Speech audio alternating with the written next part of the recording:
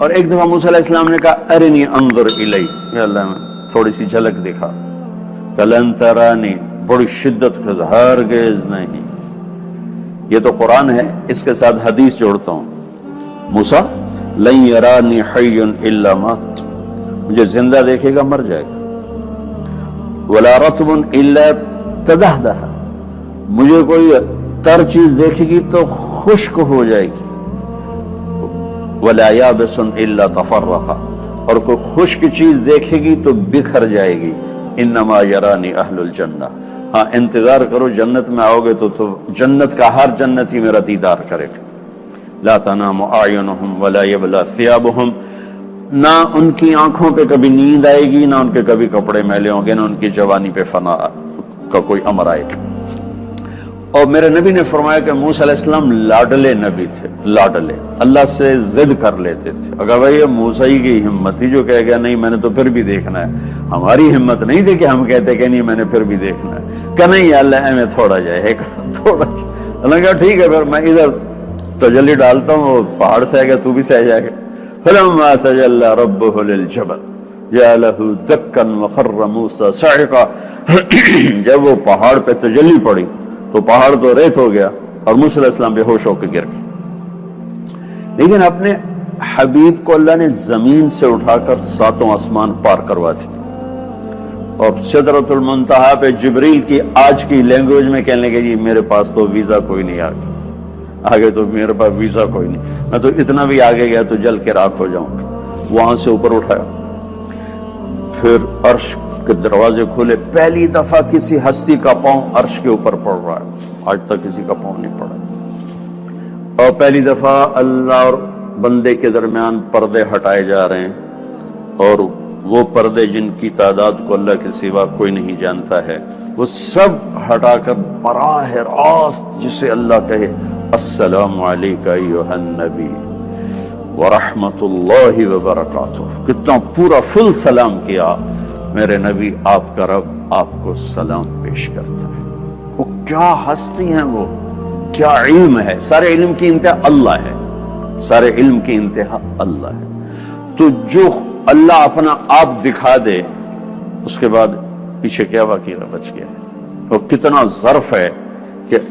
سر کی آنکھوں سے دیکھا اور اس کو سینے میں محفوظ کیا، اور اللہ سے گفتگو کی، اللہ سے گفتگو کی، بات کی پورے ہوش و حواس کے ساتھ۔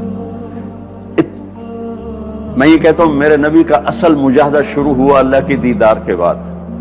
کہ اللہ کو دیکھ کے پھر دنیا میں آنا، اس سے اوکھا کام اور کوئی نہیں، اللہ کو دیکھنے کے بعد پھر جب اللہ، جنت کی سب سے بڑی نعمت ہے اللہ کو دیکھنا، سب سے بڑی نعمت، ایک لاشعوری خلا باقی ہوگا، جب اللہ کا دیدار ہوگا تو جا کر وہ تسکین ہوگی، جب اللہ سامنے آئیں گے تو جب پردہ فرمائیں گے تو اللہ تعالیٰ کہیں گے کہ چلو بھائی مجلس ختم، کہیں گے نہیں یا اللہ مہربانی بس تو ہمیں اپنا دیدار کراتا رہے، تو اللہ تعالیٰ فرمائیں گے جنت میں جاؤ گا، ہمیں جنت نہیں چاہیے، تو کراچی کی کیا حیثیت، وہ کہیں گے ہمیں جنت نہیں چاہیے، ہمیں تجھے دیکھنا ہے، تجھے دیکھنا ہے، کہ وہ جنت کی حوریں جو مومن نین اور مومنات یعنی مرد عورت اہل ایمان، یہ تو وہاں مجلس میں اکٹھے ہوں گے، لیکن حوریں اپنے اپنے ٹھکانوں پر ہوں گے، اللہ تعالیٰ کہیں گے تمہاری حوریں وہ چاہیے، تجھے دیکھنا ہے۔ جب جنت میں یہ حال ہے تو میرا نبی کو اللہ دکھا کر کہہ رہا جاؤ مکے میں پھر پتھر کھاؤ، کوئی آسان کام ہے اللہ کو دیکھنے کے بعد پھر آگے پتھر کھانا؟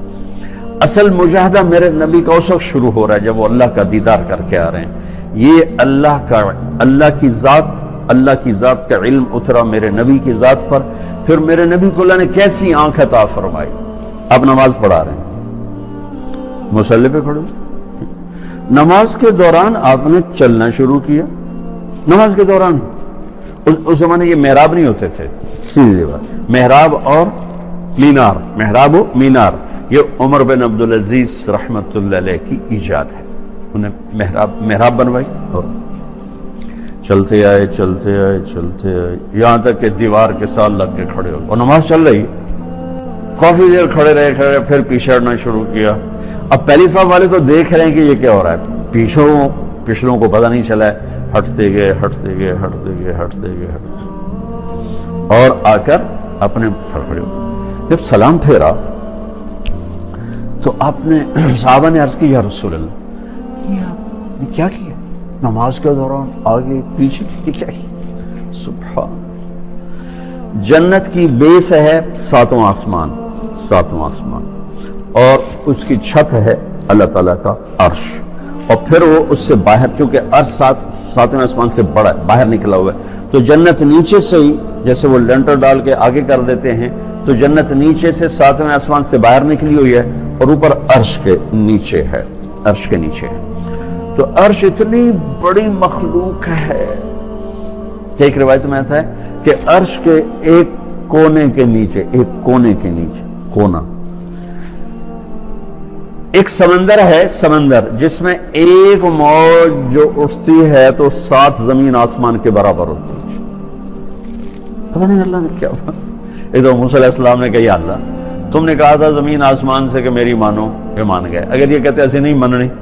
تو کیا کرتا؟ کہ میں ایک جانور چھوڑتا کھا جاتا، ایک جانور چھوڑتا 7 زمین آسمان کھا جاتا۔ یا اللہ این تلک الدابہ، وہ جانور ہے کہاں؟ تو اللہ کا فی مرج من مروجی، وہ میری چراگاہوں میں چل رہا ہے۔ کہ یا اللہ این ذلک المرج، وہ اتنے بڑے جانور سے کتنا گھا چاہیے تو یا اللہ این ذلک المرج، یا اللہ وہ چراگاہ کہاں ہے؟ کہ فی علم من العلوم موسیٰ، میرے علم غیب کے خزانوں میں ہے، تمہیں کیا کیا بتاؤں، سب تمہیں تھوڑا ہی بتایا جا سکتا۔ تو اتنا بڑا عرش جس کے نیچے، اور 7واں آسمان اس کی بنیاد۔ اب میرے نبی مسجد نبی میں کھڑے ہوئے ہیں اور آپ کہہ رہے ہیں کہ میں آگے اس لیے بڑھا کہ میں نے جنت کو دیکھا، میرے اللہ نے مجھے جنت دکھائی اور جنت میں انگوروں کے گچھوں کو لٹکے ہوئے دیکھا، تو میں ان کو دیکھتے آگے چلے گئے، آگے دیوار آگے میں کھڑا ہو گیا۔ اب پیچھے کیوں ہٹے؟ اگر آپ پیچھے اس لیے ہٹا کے اس کے بعد اللہ نے جہنم کا دروازہ کھول دیا، میں نے جہنم کو دیکھا تو اس کے شعلے اور اس کی لپک اور اس کی